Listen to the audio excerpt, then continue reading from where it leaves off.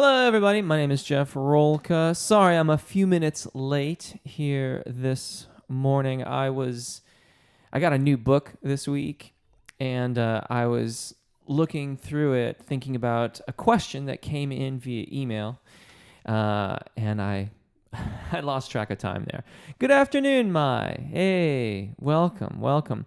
So this question was about the tongue and the position that it can sometimes be in. The person observed it being used a certain way. And the thing about the tongue is that, Natasha, welcome, hello. The thing about the tongue is that, in general, during normal phonation, hello, JC's Radiant Ray.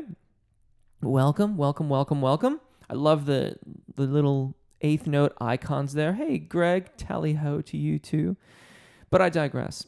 I didn't even do my intro. I'm sorry. I totally tore into this tongue question. That's a really good tongue tire too, eh? I totally tore into this tongue question. Say that 10 times. I was looking for a word for fast that began with a T, but I cannot think of one off the top of my head. Hello. You have a fantastic day too. Toma, hey. No, you're not late at all. I was late today. I was reading. Again, I digress. So here's the long and the short of tongue position. When we are vocalizing and doing our phonations, we want to have the tongue in as released a position as possible. So the tip of the tongue resting lightly against the back side of the front bottom teeth. Hello to Deus. And the center mass of the tongue generally released, the rear free and flexible to move up or down according to the vowel that you are shaping. So, as you're singing through your vocalizations, the rear of the tongue will lift and raise to a certain degree, but the center mass and the tip will remain passive throughout that process. Now, if that's challenging for you, Helen Pastor, hello to you. I think I said hello to Tadeus, but if not, pardon me. Hello, Tadeus. If you find that challenging, I did a video on tongue and larynx release some time ago. Not that long ago, like 6 months ago or something like that. And that takes you through some practices to start practicing releasing the tongue. But it does take practice, and you have to very carefully observe what the tendencies of your tongue are. If it's trying to yank back into your mouth, that's a good indicator that there's a lot of tongue root tension. A lot of the musculature around the larynx can be reflexively pulling back, and you have to learn to keep it out. It will feel, and it will be initially this act of resisting that. You'll feel, and it can feel like you're kind of pressing the tongue forward, like you're trying to say, ah, and stick your tongue out. And with some practice, you will find that you won't have to resist it so much. You won't have to force the tongue out like that, and you can allow it to be released during phonation. And then eventually you can start to bring the tongue back into the mouth, into a more natural position. In singing, our tongue needs to be flexible in order to accommodate different consonants. So the rear of the tongue is flexible during vowel phonation. In consonants and articulators like T's and D's and L's and things like that, the tongue needs to be flexible enough and free enough to move quickly from one position to another. The emphasis there is flexibility and quickly. If we linger too long in those positions out of habit rather than intent, then that's going to impede our phonation. It's going to impede the way that we sing the vowel sounds. And that's going to generally just make phrasing and all that sort of stuff that much more difficult. The tongue position that was asked about was a sort of cupping. Let me see if I can show you here. So it looks sort of like this, where it's kind of a U shape and weld in the mouth. That is usually, but not always, done as a means by which to get a reflexive action from the soft palate and lifting it. When you do that, you'll often feel that lifting occurs in the rear, the oral cavity. Ideally, we should be able to get that lift without the cupping, the channeling of the tongue. And except except in perhaps really, really specific circumstances, it wouldn't be advisable to hold that position for any length of time. It's being used as a crutch rather than as an integral part of our technique. No, not too late at all, Thomas. Let's see. Joey, any advice for being discouraged after a performance? I'm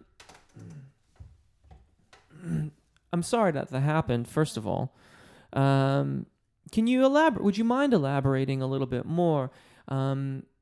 If you could be a bit more specific about what was discouraging. I mean, I think there's certainly I've walked off the stage feeling discouraged or disheartened uncountable numbers of times.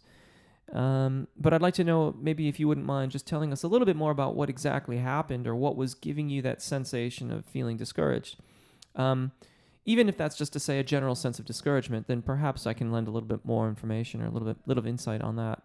Jacob, hey, Jeff and everyone, I'm struggling to look for the best warm-ups for me. Well, consider your repertoire. Consider what you're singing. If you can identify the range that the music that you're singing is in, that will help you warm up. You may give some consideration to your overall technical level. If you have been taking lessons for a long time, then perhaps a shorter warm-up that goes directly into the zona de passaggio and above is appropriate. If you have not had much training or observation by a professional, a singing professional, and not just a singer, but someone who teaches singing, because they can be, in fact, different skill sets, then give some consideration to the level of warm-up that you're choosing. But range of your repertoire is a big consideration. Your overall training is another big consideration. Gerald Ryan! Hey, welcome back. I've missed you as well. I always look for your user ID, knowing that, I have these romantic visions of you in the Philippines, like huddled over a laptop, trying not to wake everybody else up in the house. Welcome. Capone, enjoy your sauna. And we'll see you later on. Have a good time. Tadeus, does the belly expand a little even in apagio breathing? A very good question. There will be a small amount of expansion around the solar plexus, so right below the xiphoid. The xiphoid is the end tip of your sternum or your breastbone where the ribs connect, and you'll see a little bit of expansion, but it's extremely minimal, and it's more of a muscle engagement, a muscle flexion than an actual expansion of the belly. The lower abdominal area down through to the navel and towards the pelvis we're not looking for a big expansion there at all. There may be some small amount of expansion as you assume the position, assume the open position of apagio with the expansion of the rib cage. But beyond that, it's largely passive. Yes, long time no chat. Ronaldo at Joey. No. Just be prepared for more fails. Life is tough, bro. Only those who don't quit become the best. By the way, hello, Maestro Jeff. Hello, everyone. Hello, Ronaldo. Yeah, exactly. I was when I was making Somewhere in the Fade, which was one of my records from a long time ago.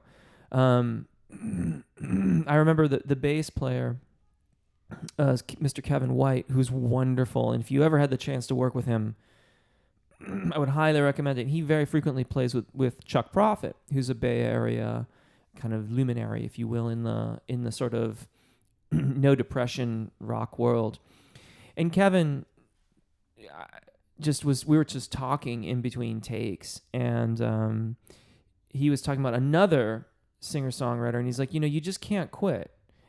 You just have to keep going. If this is what you're going to do, then you have to keep on doing it, because the only time that you really truly eliminate the possibility of the kind of success that you are after is when you quit. I think it's important, however, to define what kind of success you are looking for. and identify the aspects of that are within your control and those that are without your control, and continue to examine the balance there. If there are things that are outside of your control, well, what aspects of those could be perhaps leveraged? What could you work towards? If it's outside of your control, what makes it outside of your control, and how can you bring that into something that you can work on that has action items around it? Adson, hello. Striker Kane, hello. Striker Heidi, hello to you. I didn't have enough sleep today, and I have no time to compensate for that. I still feel like doing the exercises, though, but my voice feels a bit weak today. Should I still do the exercises? Give yourself more breaks in between them. So, if you're doing like a warm up, and it's got a series of exercises, right?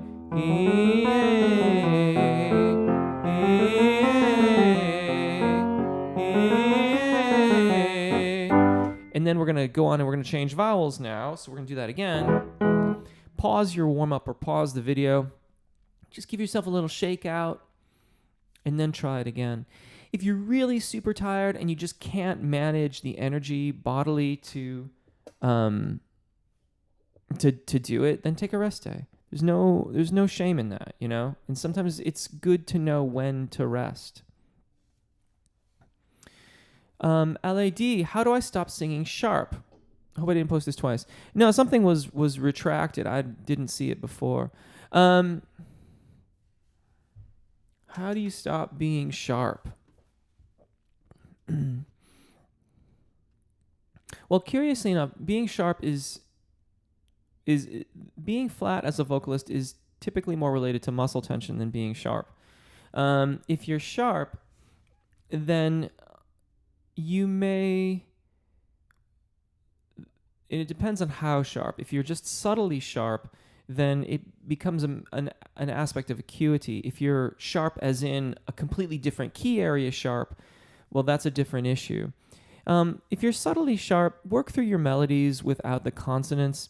Play around with the key area. So, like, let's say you've got a melody that's like, this is like it's just an arpeggio, right? But it's a melody here for our purposes. Move your key around.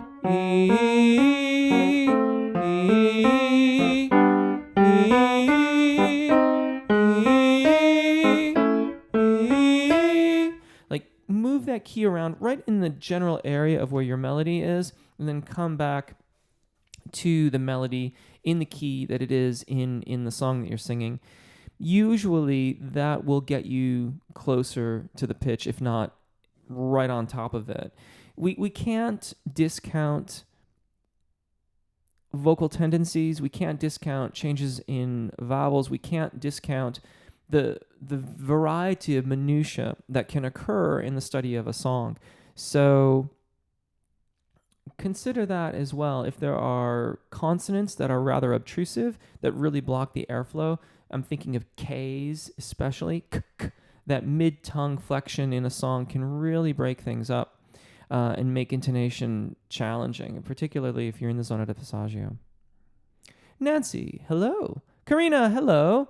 Divis, Mr. Rolka, when I'm trying to sing from the diaphragm, I sometimes feel my dominant muscle jumping. My voice sounds very bad. What do you think I'm doing wrong in the AAA method? Okay, well, conceptually here, I don't know that, I don't talk about singing from the diaphragm. I mean, we all sing from the diaphragm. If you're breathing, you're using your diaphragm. The diaphragm is an involuntary muscle. It's the other muscles that have to be used in order to create the expansion and suspension that are then going to create a balance around the vocal fold, the subglottic pressure, the air column that the vocal fold responds to in the process of singing. I would redirect my thoughts, first and foremost, I would redirect my thoughts towards expansion of the rib cage and how you are maintaining engagement. From the way that you're talking about this, I get the impression that you're kind of like punching those muscle groups, like you're engaging them and then releasing them. And that doesn't get us great results with our voices. We're looking for consistent, persistent engagement of the abdominal muscles And same for expansion of the rib cage. So we want to maintain that expansion and maintain a persistent, consistent engagement. It will increase in intensity as you ascend, but not like a kind of punchy thing. I like the word persistent. That's the word that I keep on coming back to when I think about muscle engagement around the core body muscles. Pardon me. For the purposes of singing.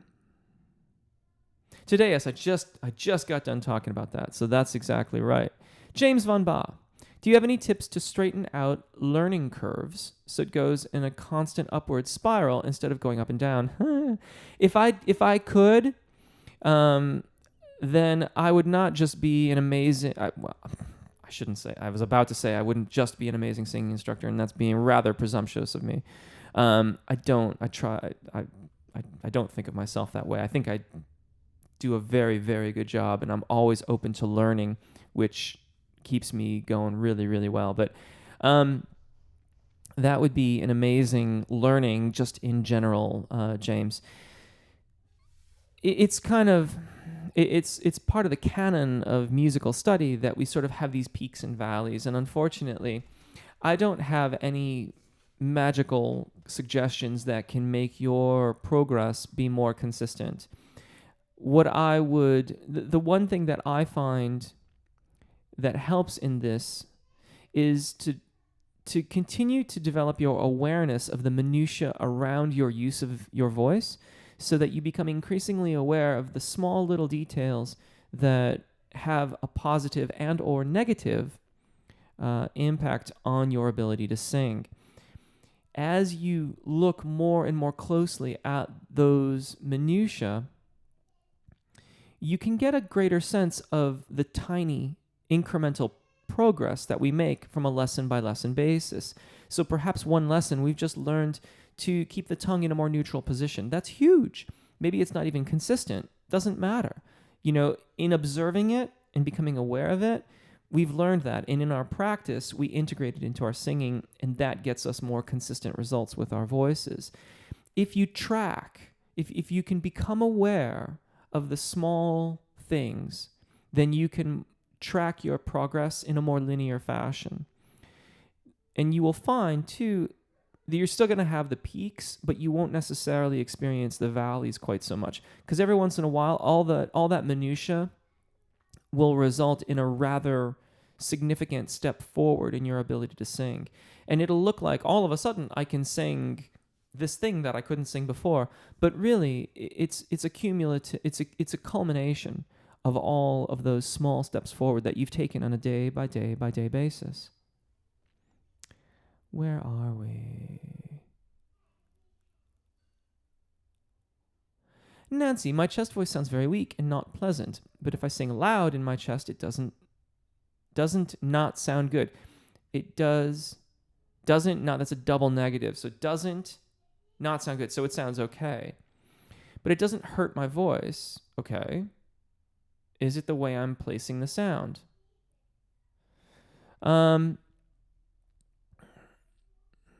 It doesn't hurt my voice. It doesn't not sound good, so presumably it sounds okay. Is it the way I'm placing the sound? Placement, I've read a lot about placement this week, actually. And the notion of placing the sound is something that has kind of entered the familiar way of talking about singing, but it's been done mostly by vocal teachers trying to get people to experience sensations. The notion of actively placing the timbre of your voice isn't entirely accurate. The voice ultimately is at the larynx. That's the vibratory source. How you adjust the resonance around in the oral cavity, in the sinus cavity, and things like that is what changes the resonance of the voice. The notion of placing is more of a mental exercise than anything else. When you get that divergent kind of results from your voice, it's really difficult to say what's going on. It could be your airflow, because you're singing loud. When we sing loud, we typically use more airflow just out of, by forcing air over the vocal fold. That's not a great way that's not a great association to make. I sing loud and I sound okay. I sing soft and I don't. There's a fundamental conflict there in how you are supporting your voice, the engagement of the abdominal muscles in your expansion. I would highly recommend you check out the video on Apogeo if you haven't already. Check out the diaphragmatic warm-up and work with those exercises. Work on the awareness around your expansion and the engagement of those muscles such that your voice gets the appropriate airflow for a given range that it's in, rather than relying on force and volume, loud, as you say, loud in your chest voice, thyroarytenoid dominant voice, to be a facsimile of good support. Helen, hey Jeff, I haven't sang in 2 years and I'm finally going back to it, but my voice seems to be rusty. It's hard to sing falsetto. My vibrato seems to be overly heavy. How could I fix these issues? Well, I would stick to my thyroarytenoid dominant singing voice, first of all. So abandon all upper register stuff. Work on getting alignment of the vowels in your chest voice. That's thyroarytenoid dominant singing. So chest voice. Focus on your airflow. Make sure that that's all in place before you start to expand into the other registers of your voice. 2 years is a long time to really not sing at all. It's entirely likely that in that time period, the cricothyroid muscles will have atrophied in total from what you would have been singing before. Certainly, significantly in 2 years' time. So yeah, it's not you carry with you the wisdom of your previous singing, whatever that training was, but most of the musculature will have now primarily atrophied, and so alignment, thyroarytenoid dominant, it'll go quickly. It will go faster if you stick to that than if you try to push yourself too high too quickly. Holly, hello. Thomas, sorry, your English is fine. Striker, hello, Holly. Gerald Ryan, I use my tablet, Jeff. I'm happy to see you again. Wonderful. Cool. Striker at Miss Al, I thought it was Ale. Was there an accent grave on that E? I don't remember. Striker at Jeff, Miss Ale is young and just learning. Her tendency is to sing sharp and not be able to engage on tone all of the time. She may need stronger lessons on engagement and good technique with her voice. Yes, that's about what I said too. Yeah, good stuff. It has been long, Sensei. That's the first time I've heard that. Thank you. How have you been? I am okay. I had a cold a couple weeks ago, which was not awesome. And then a couple weeks after, I've had a few small minor issues, probably stress related, little migraine action a couple weeks back, but we persevered nonetheless.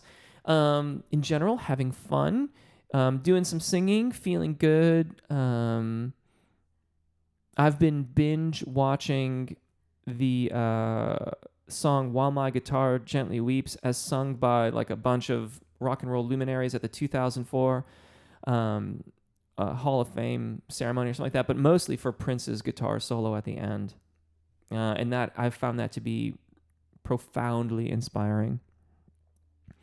I knew there was an accent grave on there. My random question, what microphone is that? This is a KM, it's either KM or KMS 105. It's a Neumann stage microphone with a hypercardioid pickup pattern. I like it quite a lot. I use it for acoustic gigs.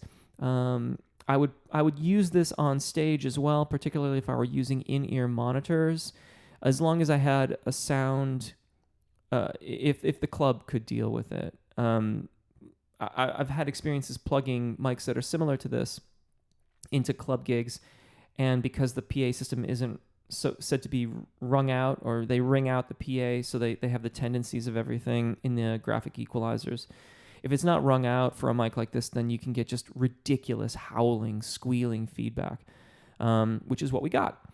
So then I'll just use a 58 or an Audex OM6. But yeah, this is a KMS 105. Striker, but she has a very cool voice and unique timbre. If we can get her on tone, she can do much. Wonderful, brilliant. Ale, I'm aware when I'm out of tune now, I can actually hear it, and I'm slightly going sharp, not going out of key really bad. I just can't seem to fix it. move around in the nearby keys chromatically. That will help you quite a lot. If you can't do that on your own, or if your instructor can't change keys like that to play the melody or just the chords as well and move around chromatically in that area, then get the chart like in GarageBand or something like that so that you can move it around chromatically.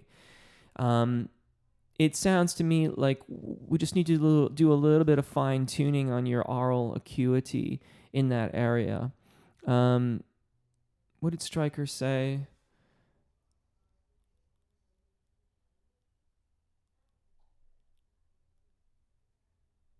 Engage on tone all the time. So if your tone is shifting, that would also suggest that you don't have entirely consistent alignment of vowels and possibly airflow as well. So these are kind of fundamental items that we need to consider if we're having intonation problems.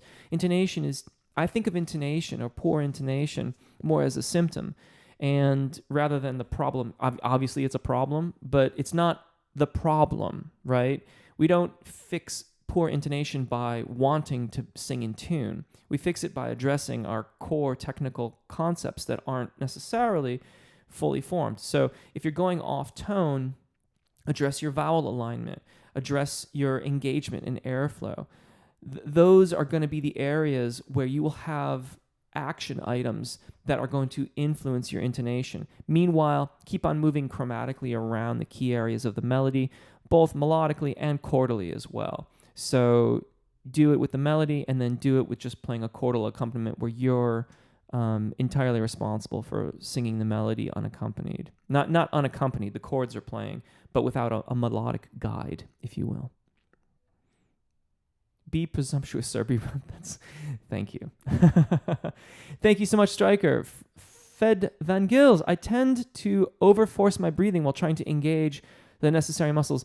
That can be very, very tricky. Now I feel like I'm having real mic adjustment issues here these weeks. Yes. I wonder if you're overfilling. So when you take a breath, rather than going to, I can take no more air, like I am going to explode, don't go that big.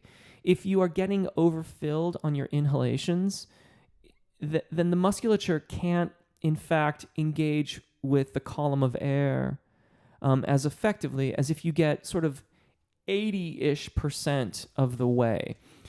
I realize that there's a lot of contradictory information in that regard. I have had numerous people say, as full as you can be, or around 80%. Based upon my further study and my reading and my own personal experience, shoot for the 80%, 80 to 85% of capacity, and see if that doesn't help with your engagement. Don't overfill. If that's what you are doing there, how to balance this. To a certain extent, this is just your own sort of awareness of how much air you're taking in.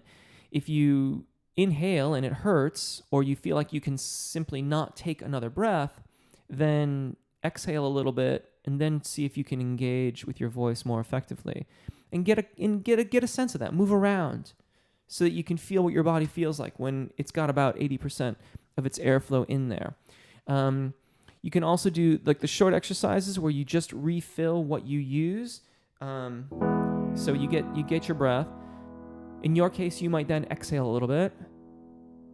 He. I'm just taking in what I'm using. Just take in what you use, take in what you use. And you can do that for a long time without needing to exhale or inhale. At some point, you get a lot of carbon dioxide in the lungs and you need to exhale and replenish the overall column of air that you're holding on to in the lungs. But that's where I would start with that. Holly, Jeff, question. I sometimes think I have a difficult time beginning to sing a note, as in it feels like I have to force the air through to make a sound. One thing I've noticed that helps is if I sort of sigh into the note. Any idea what's happening? Is this a glottal attack? How can I stop it? Sometimes when that is happening, I end up with a sore throat after. Okay, so that sounds very much like you're like you're doing glottal attacks there. If you're getting a sore throat, you definitely need to reevaluate that.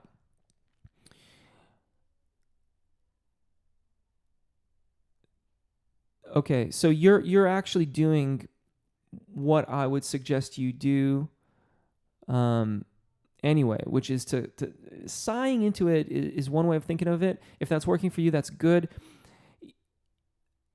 The surefire way to avoid glottal attacks is to put an H at the beginning of the phrase. So if you're singing, I want to go, or how about I ate an anvil, right? I know it's ridiculous, right? But there's 4 potential areas for glottal attacks in there.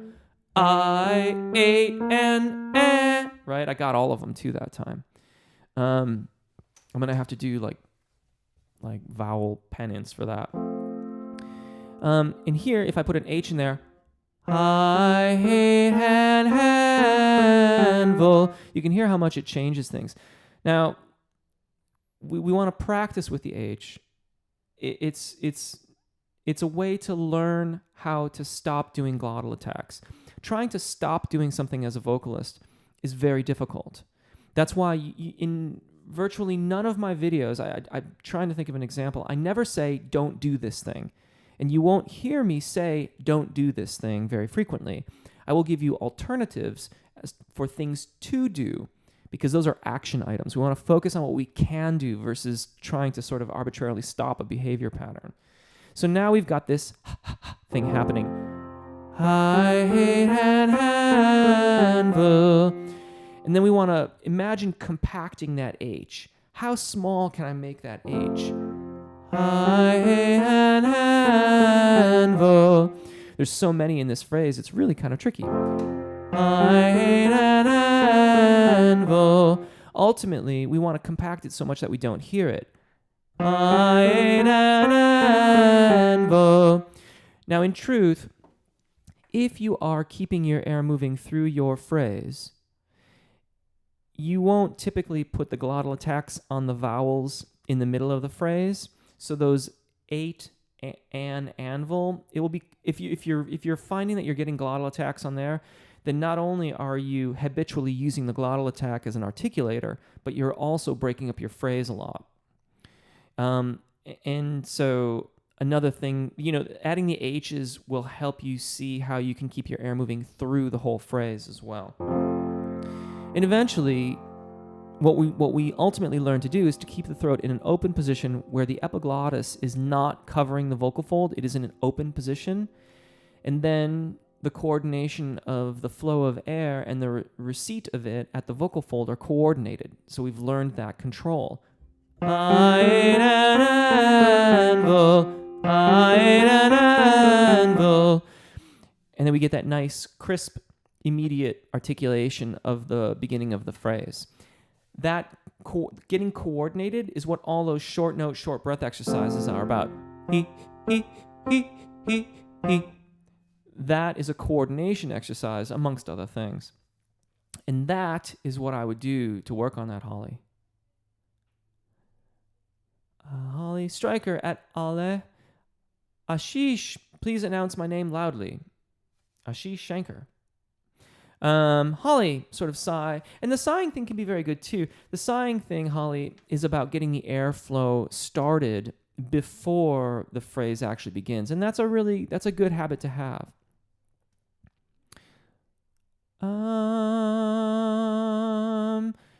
You're very welcome, James. Thank you. I really, really appreciate that.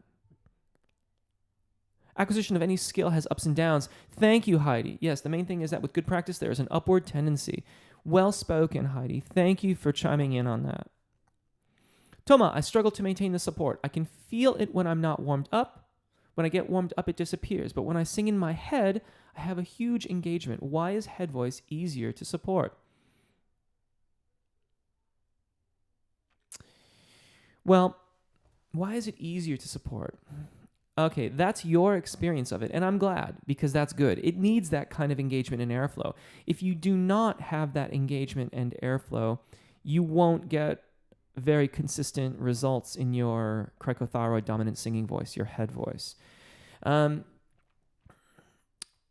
By comparison, the thyroarytenoid dominant voice doesn't need as much, but we're talking about a very, very small amount of difference here. It's not that you don't have to have engagement in the thyroarytenoid dominant singing voice, your chest voice, and you do in cricothyroid.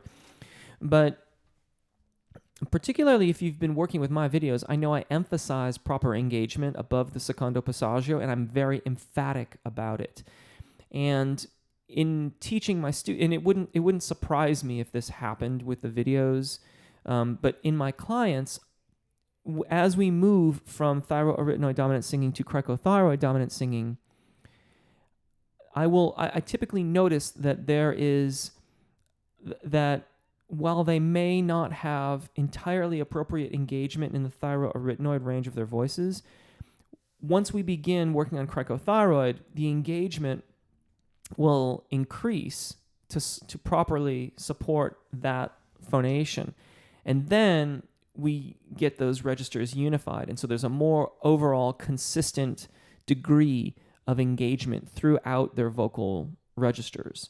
And that may be kind of just where you're at technically. You may be kind of bridging between those two registers in the concept of your engagement. You might try the video on long scales. That may shed some light on the differences. On the differences in engagement and how they relate. Natasha, I've been sick for a few weeks, and when I try to do exercises, my voice sounds weird. Sometimes out of tune and as if I can't sing the way I normally do. What should I do? Be gentle. Just be gentle with your voice and be patient. If you've been sick, and especially if you lost your voice while you were sick, it can take days or weeks to start to feel normal again. When I am sick and lose my voice, I'm looking at least a week before I'm starting to feel comfortable again. So be patient. Karina, how many airflow videos have you done? I simply don't know. Specific airflow videos, probably, I don't know, but where airflow is a major point of the instruction in the video, got me. I mean, quite a few. At least, I would say probably getting on for a dozen. Singular videos, not considering those that are done in multiple ranges. David Walsh, apart from the musical literature, is there a different approach to basics, breath, vowels, head voice, etc., you use in your teaching? A very cool question.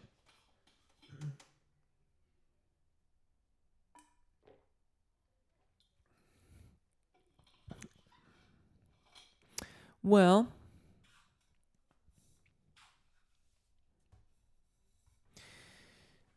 that's a really interesting question.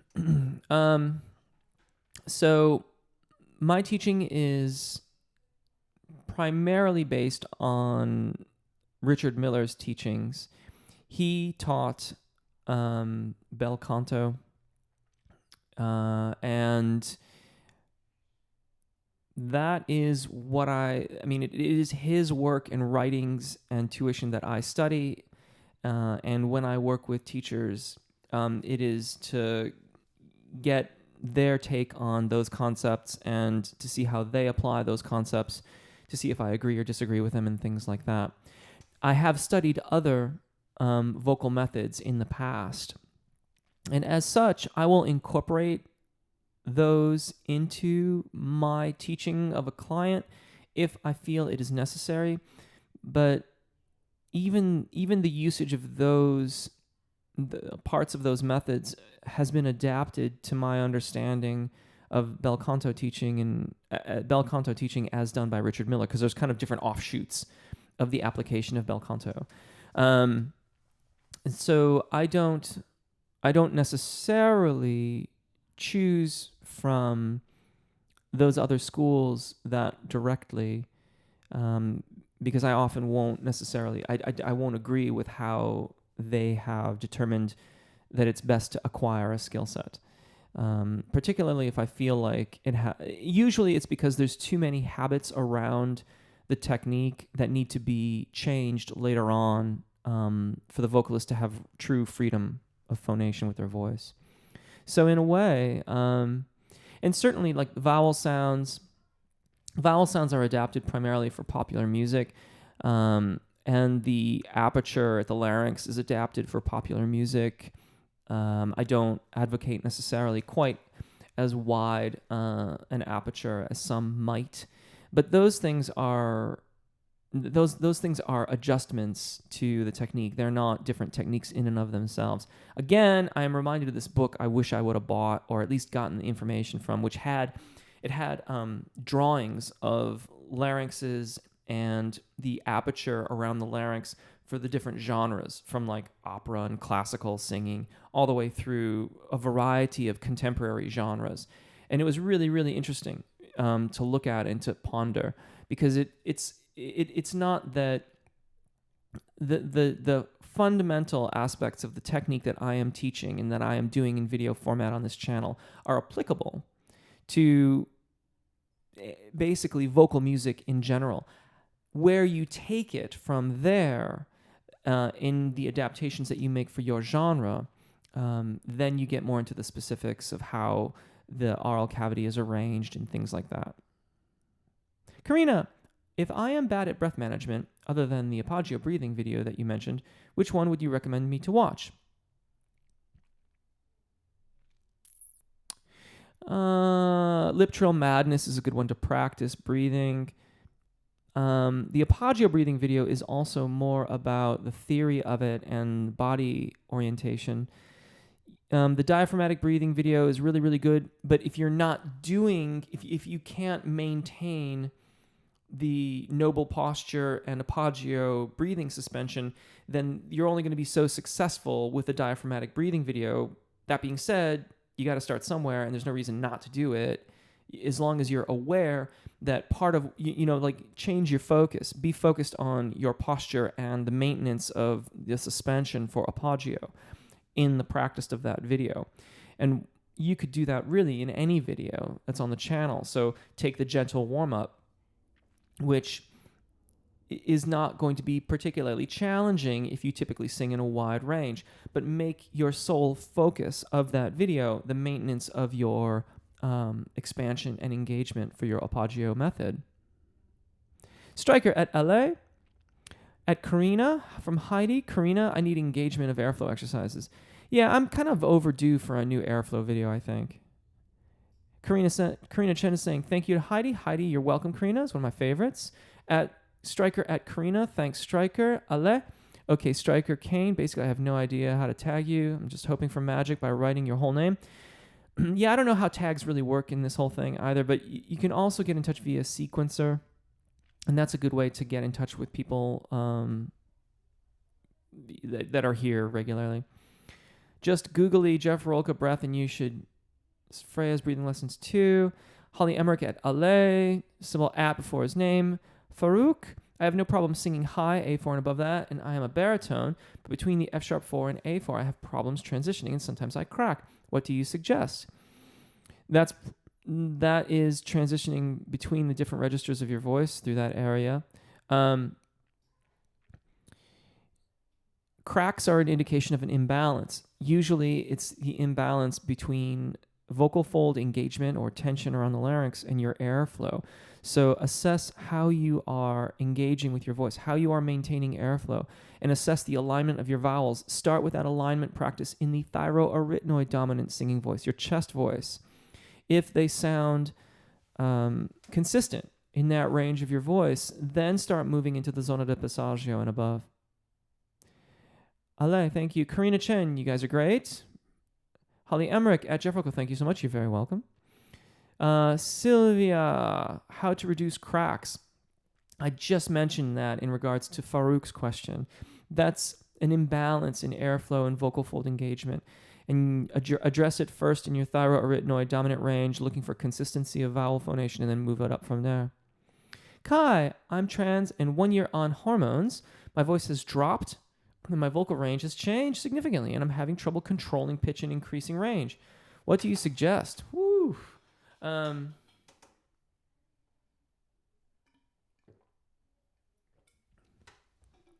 Like so many things music related, patience first and foremost.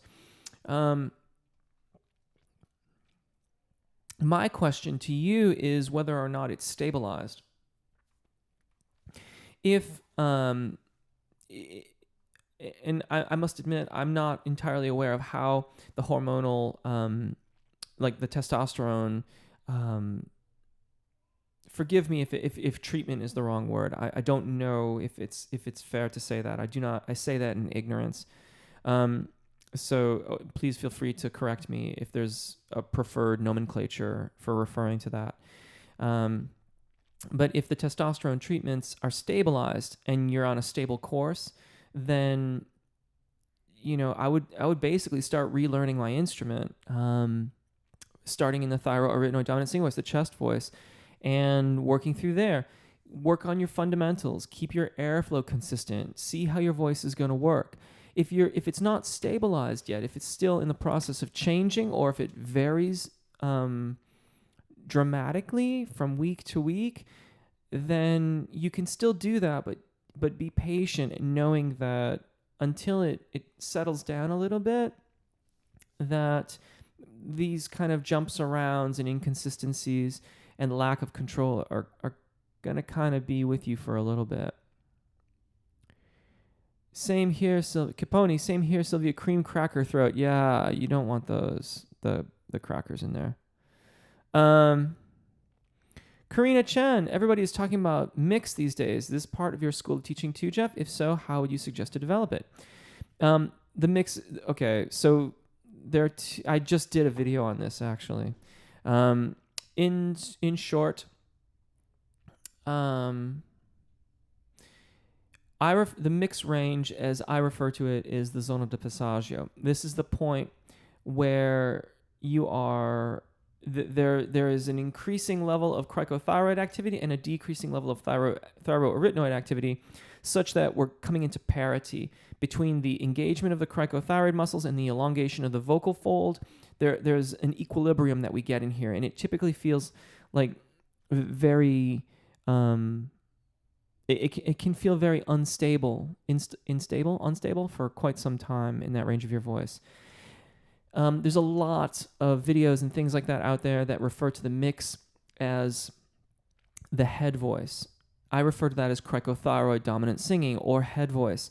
To say that it is the mix would be, I feel, is somewhat short-sighted, because if you're going to call cricothyroid dominant singing mixed voice, then you need to call thyroarytenoid dominant singing mixed voice as well. Because while the zona de passaggio for the male tenor is roughly there, if we're going to call everything above C mix, then we actually need to include everything down to G3. Because in truth, the cricothyroid muscles are really reasonably active all the way down to G3 for the male tenor. And the thyroarytenoid muscles are still active as you get into the cricothyroid dominant singing voice. That's why it's dominant and not only, right? Dominance is they are the dominant actors on the vocal fold in that range, just as the thyroarytenoid muscles are the dominant actors on the voice below the primo passaggio, below C4 for the male tenor. I hope that wasn't ridiculously confusing. That was an awful lot of voice teacher speak all at once. In short, developing consistency through the mix is what gives us a seamless transition through the zona de passaggio, through the mix range, so that we get a very seamless sounding vocal range from the very bottom to the very top. We get good tone that is consistent throughout. Developing the mix range or the zona de passaggio is a crucial part of that practice.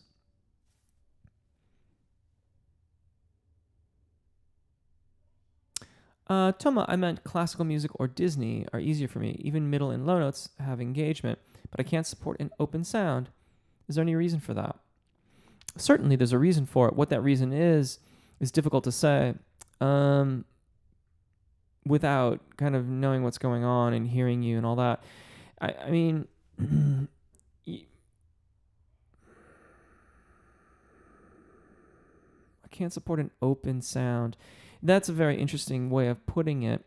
My suspicion is that you're trying to force the throat too open, and forcing the larynx down is just as problematic, particularly in the thyroid-rytenoid range, as squeezing is up high. That doesn't get talked about a lot. But when we ascend, we need to maintain a neutral larynx position or slightly lowered in order to allow for adequate airflow.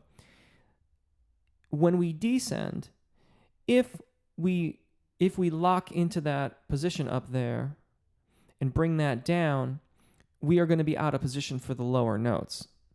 So it's about flexibility of the aperture more so than having it be open or narrow or something else. We have to be flexible in the aperture that we're creating. And that is, I wonder what's happening here. Gerald Ryan, more videos for tenor, please. Jeff, yes, my piano needs to be repaired, and I need to get it tuned, and then I'm going to start doing more warm-up videos again. I know it's been a while, and I've contemplated doing them on the Nord, but I just prefer doing them on piano vastly. So, yes, use an @ symbol to tag. David Walsh, would you consider a video or two on range building exercises? I add my voice to those who admire both your teaching and your commitment. Appreciate your work. Of course. And quite frankly, there are several that are on the channel already. In fact, there's a playlist called How to Sing High Notes or High Note Technique or something like that. And that's all about building range. And if you're David, if you're a tenor or baritone, there's also How to Sing in Head Voice, How to Sing Above the Break. Those videos will help you to transition through the secondo passaggio and build your range. That's what those are all about. Holly Emmerich. Jeff, sort of a random question here. I've been told by former vocal teachers that singing too low can be harmful to your voice, but singing higher is not. Is that true in your opinion, and why? Well, that's an interesting... we do harm to our voices by what we do to it, not necessarily by how we do it, not necessarily by what we do. So if you're like forcing your voice to try to go lower and lower and you're getting all kinds of vocal fry and things like that, well, that's vocal strain, just as if you're straining up high. The lower boundary of our ranges is much more concrete than the upper boundary. In other words, by practicing airflow and by practicing through our registration events, we can, get higher and higher. At some point, I imagine, although if you incorporated whistle tone technique into it, then you can still go higher still. You'll kind of cap out the top range. But the lower boundary is much more fixed than the upper boundary. The main thing is that in either case, we never want to try to force our voice to do something. And if it's causing us pain, we've just got to stop and take a pause for a second and evaluate what's happening. In the case of singing low, this usually occurs when people are trying to force the larynx down and also create volume. And that will not always get the result that you're looking for. Again, ideally, the larynx is released. We want it to be in a neutral or lowered position because it's adapting to the airflow and the requirements of the vocal fold, not because we're using external muscles, such as the tongue root, to force it into a position. By doing that, you're incorporating strain into your vocal technique, and that is going to fatigue you prematurely and potentially cause problems later on. Kai, regarding hormones, my vocal range is stabilized, so no drastic changes, but it varies depending on condition. Treatment is okay. The official term is hormone replacement therapy. Thank you. Thank you for correcting me on that. I will do my best to use that in the future. Condition, what condition? It varies depending on condition. Like, so if you mean like the external conditions around you, like the temperature and things like that, we kind of all deal with that. And that we can manage that to varying degrees. But I'm reminded of this one gig I did. I used to do a lot of farmers market gigs and gigs around the San Francisco Bay Area, and I would play at the Cannery, which is over in Fisherman's Wharf. And, you know, you got to work your way into these things. They don't immediately, you know, the first time you call them up and want to do a show at the Cannery, they don't give you 2 p.m. on a sunny Saturday afternoon.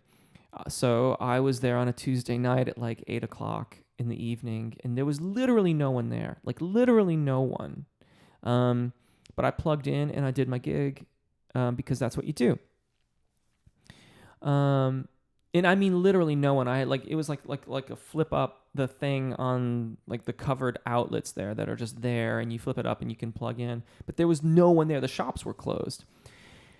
And, you know, it's cold, it's dark. It was like February, so in San Francisco, it's cold out there. Cold for San Francisco, cold for California. You know, think like upper 40s, low 50s, and I'm playing an acoustic guitar singing. Those are that's like, you know, you're going to fight for it in that kind of a condition, if that's the kind of conditions you mean. And you quickly see things like upper register difficulties and stuff like that occur, if that's what you mean by condition. Natasha, what does false mean? False means untrue. Gerald Ryan, thank you, Jeff. You're welcome. Yanile, how to not outright sound like an industrial meat grinder when attempting to sing? Good question. Start with your chest voice. Holly, too much air through... Capone at Holly, too much air through the vocal folds is dangerous, not high notes. Yes. Holly Emmerich, thanks, Jeff. You're welcome. Kai, conditions such as time of day and rain. Yes, of course. But I have chemical sensitivities that are sort of like allergies. Oh, okay. That's... Okay, well, I'm sorry to hear that. I'm sorry that you have to deal with that. My first thought for you is to try to identify what those sensitivities exactly are, when they occur, if they occur immediately, like if there's triggers, like find the triggers and then find what makes it a little bit better.